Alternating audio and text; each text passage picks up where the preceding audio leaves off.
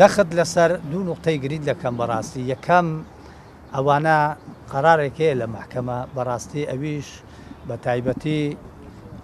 ئەو حزبە سیاسیەی کە ئەو حزبانەی لە باوش بووینەوە بەڕاستی حەقەچیش دەدەمە و حزبەی بەرامبەری کە موبەڕەرێکی بە حەقیقەت دایتەیەکێتی نیشتیمانی کوردستان موبەڕەرێکیان دایتێ ئەویشدا یعنی لەسەر حیسابی گەلی ئێمە بەڕاستی گەل ئەمە زیاتر پەیوەندی بە گەلی تورکمان هەیە ئێمە لە ڕێژەی لە 130 کوردستان ئێمە پێگەمان هەیە لە کوردستان حقوقمان هەیە مافمان هەیە لە ئەنجومەنی وەزیران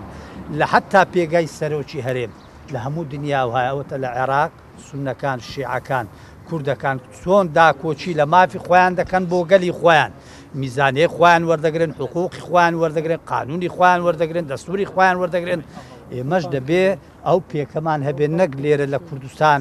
11-12 حزبمان هەیە تۆپتۆپانیان پێ دەکرێت بەڕاستی ئەمن کە هیچ با و قەنەعەتەی کە بە چاوی خۆم دەبینم تۆپتۆپانەیەکی تەواو لەلایەن سیاسیە کوردیەکان پێیان دەکرێت من تەحەدایان دەکەم و حزبانە بابێن